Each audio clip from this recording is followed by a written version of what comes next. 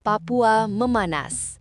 Panglima OPM kibarkan bendera putih, tapi KKB justru makin brutal.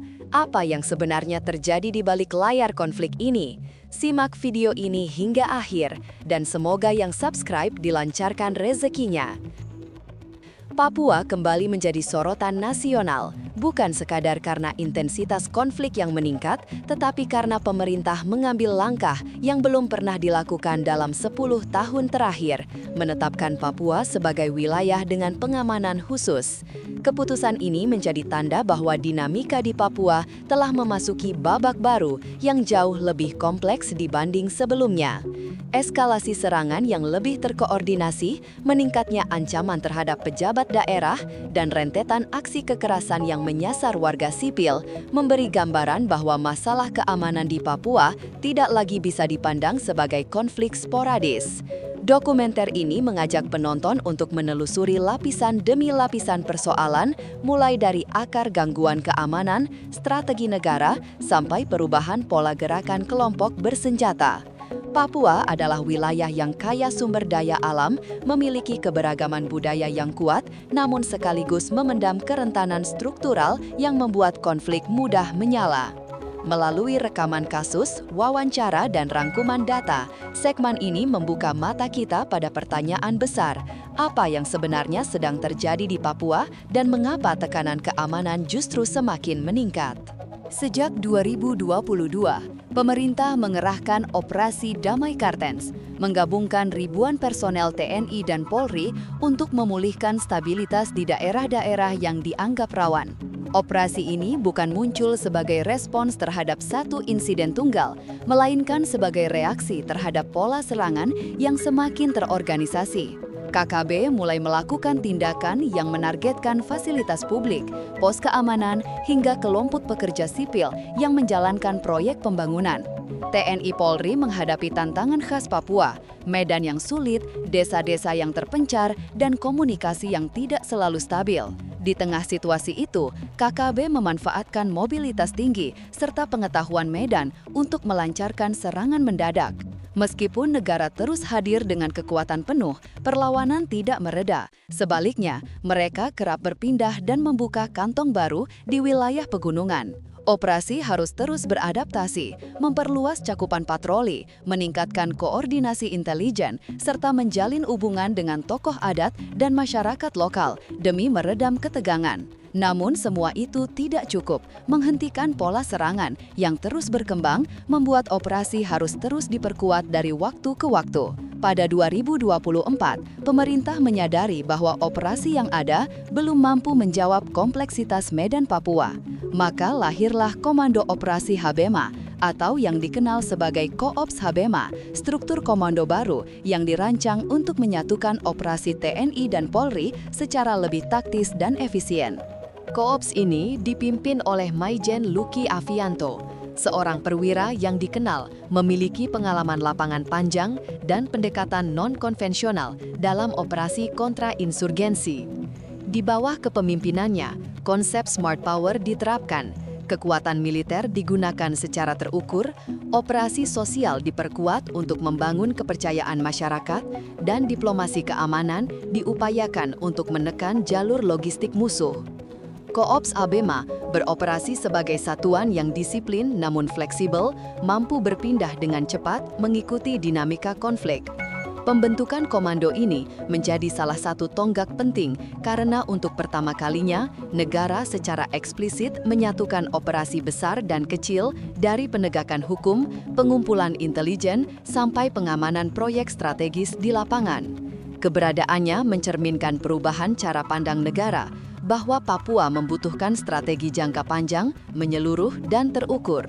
Koops Habema kemudian bergerak menembus medan-medan ekstrim Papua, pegunungan tinggi, lembah curam, sungai deras, hingga hutan lebat yang selama ini menjadi benteng alami KKB mulai ditembus oleh tim gabungan. Sejumlah markas KKB yang sebelumnya dianggap tak tersentuh berhasil direbut kembali, mengungkap dokumen, logistik, dan jaringan komunikasi yang mereka gunakan. Namun, keberhasilan itu melahirkan satu pertanyaan besar. Mengapa setelah markas jatuh, kekuatan KKB tetap muncul kembali? Jawaban mengarah pada satu faktor yang selama ini membayangi operasi keamanan, suplai senjata gelap. Kasus Anton Gobay, oknum WNI yang membeli senjata dari Filipina untuk dikirim ke Papua, hanya salah satu bukti dari rantai pasokan lintas negara yang telah lama beroperasi. Senjata-senjata yang tidak tercatat dan masuk melalui jalur ilegal memberikan napas panjang bagi KKB, memungkinkan mereka terus melakukan serangan meski beberapa kali kehilangan basis utama. Dalam konteks ini, medan Papua bukan sekedar soal geografi yang sulit, tetapi juga soal arus senjata yang tak pernah benar-benar berhenti. Situasi semakin memanas ketika KKB mengumumkan ancaman eksekusi terhadap pejabat daerah yang dianggap bekerja sama dengan pemerintah pusat. Ancaman tersebut bukan retorika kosong, melainkan sinyal bahwa mereka mulai menjadikan figur-figur pemerintahan sebagai target simbolis.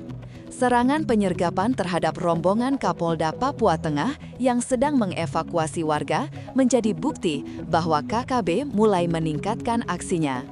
Penyerangan terhadap tenaga kesehatan, pembunuhan pendatang yang menjalankan usaha kecil di Yahukimo, hingga intimidasi terhadap pekerja pembangunan menunjukkan bahwa warga sipil berada di garis paling rapuh dalam konflik ini.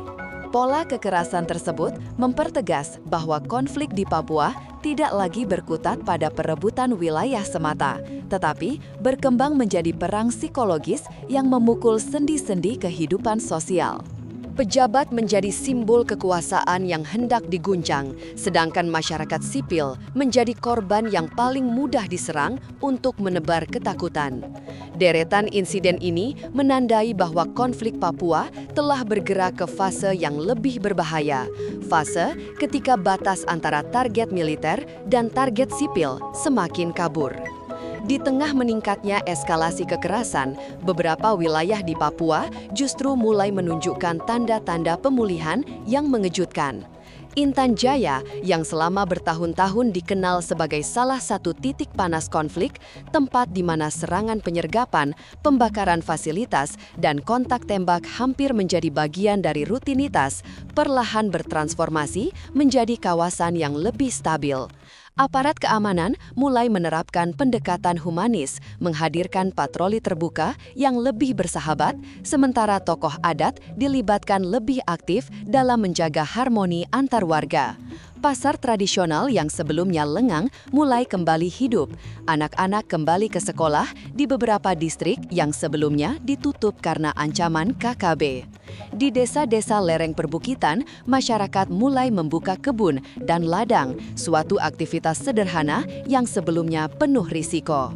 Di tengah perubahan itu, kabar yang paling mencuri perhatian adalah keputusan seorang Panglima OPM yang menguasai 7 wilayah adat untuk mengibarkan bendera putih menjelang tanggal 1 Desember, tanggal yang sering menjadi simbol ketegangan. Ia menyerukan agar tidak ada kontak senjata dalam masa itu, bahkan meminta anak buahnya untuk tidak mengganggu aktivitas masyarakat. Keputusan mendadak tersebut menimbulkan spekulasi. Apakah ini tanda bahwa fraksi-fraksi dalam OPM mulai jenuh dengan konflik berkepanjangan? Ataukah ini langkah taktis untuk membuka saluran komunikasi dengan pemerintah? Terlepas dari berbagai tafsir, momen tersebut menjadi sinyal penting bahwa potensi dialog masih mungkin terjadi. Di tengah konflik yang seolah tidak pernah berakhir, pemulihan seperti ini, sekecil apapun, menjadi ruang bagi harapan yang terus tumbuh. Sementara itu, negara tidak tinggal diam melihat dinamika yang berubah di lapangan. Operasi keamanan diperketat, diperluas, dan dipertajam untuk menyasar simpul-simpul penting organisasi KKB. Penindakan tidak hanya fokus pada anggota yang terlibat langsung dalam penyerangan, tetapi juga pada pemimpin lapangan, kurir logistik, dan jaringan yang selama ini memasok amunisi serta informasi. Sejumlah figur utama KKB tewas dalam kontak senjata, termasuk Lipet Sobolim, tokoh yang dianggap berperan dalam mengordinasikan serangan di wilayah Pegunungan Tengah. Kematian Sobolim memutus satu rantai komando Taplo yang selama ini menggerakkan operasi-operasi penyergapan yang menargetkan aparat dan pekerja sipil. Penangkapan Maam Taplo menjadi tonggak penting lain dalam operasi ini. Buronan kasus pembunuhan tenaga kesehatan pada 2021 itu menghindar dari pengejaran selama 4 tahun, memindahkan markas dari satu lembah ke lembah lain, memanfaatkan dukungan jaringan simpatisan, dan memanfaatkan medan yang sulit dijangkau. Ketika akhirnya ia tertangkap, aparat menyebutnya sebagai salah satu pencapaian besar dalam upaya mengurangi intensitas serangan. Berbagai operasi yang dilakukan menunjukkan perubahan strategi negara, tidak lagi sekadar melindungi wilayah rawan, tetapi secara aktif menekan simpul-simpul komando agar struktur KKB melemah dari dalam. Pendekatan ini memperlihatkan bahwa negara tidak hanya merespons, tetapi juga berinisiatif mengendalikan dinamika konflik. Namun, realitas di lapangan tidak sesederhana garis besar operasi yang sering terlihat dalam laporan resmi. Di balik berbagai penindakan, serangan balasan, dan operasi sweeping, warga sipil tetap menjadi kelompok yang paling menderita. Data CSIS hingga September 2025 mencatat 141 korban konflik. Mayoritas adalah masyarakat biasa yang terjebak dalam pusaran kekerasan. Mereka bukan bagian dari aparat, bukan pula anggota kelompok bersenjata. Mereka hanyalah petani, pedagang, pekerja proyek, guru, dan anak-anak sekolah yang kebetulan tinggal di antara dua kekuatan bersenjata. Kehidupan sehari-hari mereka berubah drastis. Banyak keluarga yang harus mengungsi dari desa ke distrik terdekat. Sebagian harus berjalan berjam-jam menembus hutan untuk mencari tempat aman. Aktivitas ekonomi berhenti karena ketakutan akan serangan mendadak. Sekolah di beberapa tempat ditutup karena guru tidak berani datang. Di sisi lain, aparat keamanan pun menanggung risiko besar, dengan banyak prajurit menjadi korban dalam operasi-operasi pengamanan. Realitas ini memperlihatkan bahwa konflik Papua tidak hanya dipetakan melalui angka serangan atau wilayah operasional, tetapi juga melalui trauma sosial yang tersebar di banyak komunitas. Korban sipil menjadi cermin bahwa konflik telah membentuk luka kolektif yang tidak terlihat oleh statistik. Situasi makin kompleks ketika konflik Papua memasuki ruang narasi dan opini publik. TPNPB terus menuduh bahwa operasi militer Indonesia merupakan bentuk pelanggaran HAM dan kejahatan perang, terutama ketika terjadi pengejaran di wilayah perkampungan.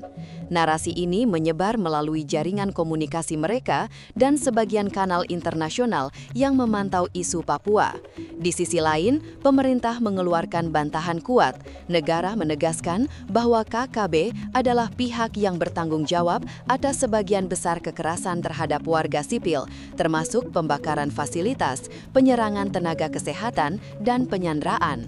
Pertarungan narasi ini membuat publik sulit menentukan mana yang benar. Di antara kedua klaim tersebut, masyarakat lokal sering terjebak sebagai pihak yang mengalami langsung, tetapi tidak memiliki wadah untuk menyampaikan suara mereka. Lembaga hak asasi manusia, baik pemerintah maupun independen, berulang kali menegaskan perlunya pemantauan transparan dan investigasi mendalam pada setiap insiden. Pemerintah dan Kementerian HAM juga menekankan bahwa keselamatan warga sipil harus menjadi prioritas utama dalam setiap operasi. Narasi dalam konflik seperti di Papua bukan sekadar kata-kata, ia menjadi medan peperangan tersendiri yang mempengaruhi persepsi dunia, legitimasi tindakan, dan arah kebijakan. Di tengah kompleksitas yang terus menggelinding, satu kata tetap menjadi jangkar bagi masa depan Papua: harapan. Pemerintah, DPR, tokoh adat, dan berbagai pemangku kepentingan lainnya menyadari bahwa tidak ada penyelesaian jangka panjang yang dapat dicapai semata-mata melalui operasi militer. Dialog, rekonsiliasi, dan upaya merajut kembali kepercayaan menjadi pilar penting dalam visi perdamaian. Program-program pemberdayaan ekonomi, pendidikan, dan infrastruktur harus berjalan berdampingan dengan operasi keamanan agar masyarakat merasakan manfaat langsung dari stabilitas. Dokumenter ini menutup rangkaian kisah dengan pandangan ke depan. Papua memiliki potensi besar untuk keluar dari siklus kekerasan, namun membutuhkan pendekatan yang sabar dan menyeluruh. Perdamaian bukan sekadar tidak adanya tembak-menembak, ia adalah keadaan ketika masyarakat merasa aman, dihargai, dan sejahtera. Jalan menuju itu panjang, berliku, dan kadang terasa mustahil. Namun harapan tetap menjadi fondasi pertama yang membuat perubahan mungkin terjadi. Selama ruang dialog terbuka dan kepercayaan perlahan dibangun kembali, masa depan Papua masih dapat diarahkan menuju era baru yang lebih damai dan bersatu.